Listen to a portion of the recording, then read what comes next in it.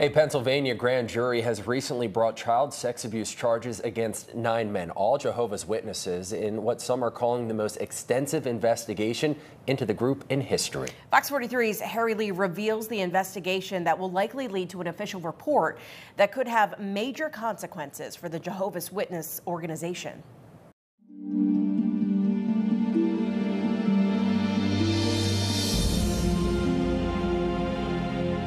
The first time was a Wednesday morning. Martin Hawk was assigning door-to-door routes for the Red Lion Jehovah's Witnesses congregation when a teenage member slipped inside the Kingdom Hall with Hawk's 4-year-old daughter. I caught him, fondling my daughter.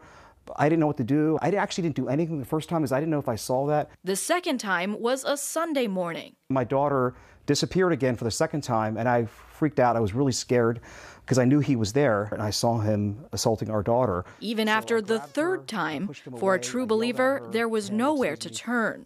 The Hawks relied on divine justice, not secular. The police are controlled by Satan, the justices. So we can't get justice for anybody out there. The whole world is lying in the power of the wicked one. In 2005, they reported the abuse to the elders, but not to police. You're told to wait on Jehovah. So they waited 11 years. I wish it was the child abuse that woke me up, but it wasn't. Hawk is now one of dozens of witnesses to testify before a Pennsylvania grand jury that's investigating an alleged systemic cover-up of child sexual abuse within the Jehovah's Witnesses organization. The group, also known as the Watchtower Bible and Tract Society, has 8.7 million members worldwide, including 1.2 million in America and 83,000 in Pennsylvania. It was founded in Pittsburgh in the 1870s, breaking with Orthodox Christianity over its focus on Armageddon and separation from the world.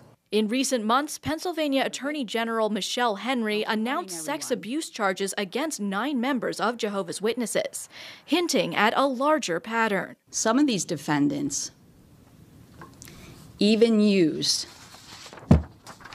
their faith communities to prey upon the victims, and others had to look no further than their own families. Defense lawyer Dan Kiss said his client, Robert Ostrander, was singled out to advance a bigger investigation. This seems to me, in large part, to be Catholic Church Part 2.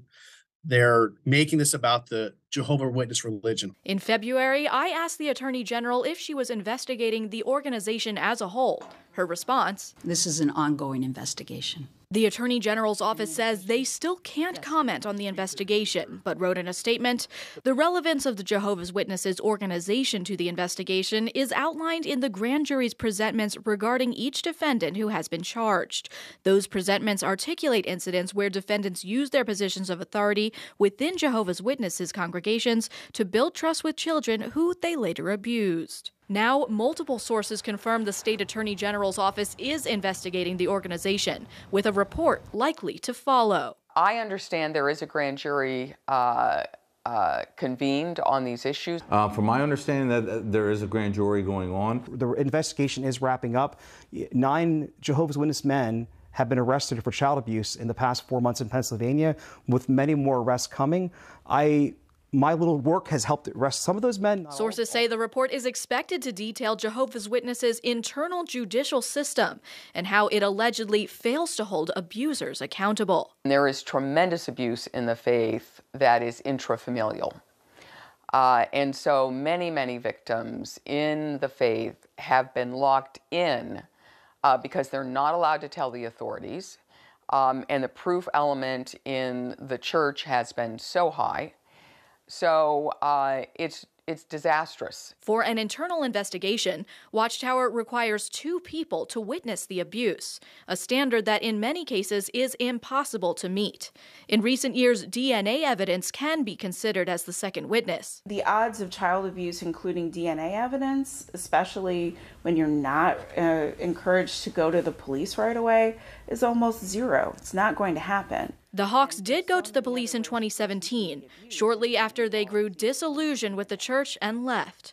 In 2018, John Logan Hawk, Martin's step-cousin, was charged with indecent assault of a person under the age of 13. But because John was about 14 years old at the time, the charges were ultimately dropped. Martin says he will continue to work with the Attorney General's office to ensure what happened to his daughter never happens to someone else's. I would love to see the headquarters held accountable because it is their policy that has led thousands of young kids to be abused, victimized over and over again. Jehovah's Witnesses responded in a statement that the scriptural investigation does not purport to offer an alternative process to the secular authorities' investigation of allegations of the crime of sexual abuse. They added that the religion of Jehovah's Witnesses does not shield any perpetrator of child abuse from the secular authorities. Elders will report an allegation of abuse to the statutory authorities as required by law. Harry Lee, Fox 43 News. Martin and his wife have continued to work with the Attorney General's office as the grand jury continues investigating an alleged cover-up of child sexual abuse within the Jehovah's Witnesses organization. And we should note that while we do not typically identify victims in our reporting, both the parents and now adult victims say it was important for them to share their story in hopes of protecting others. And tonight on Fox 43 News at 10, we look into the legal ramifications for the religious group and why the organization itself could be held responsible for the actions of its members.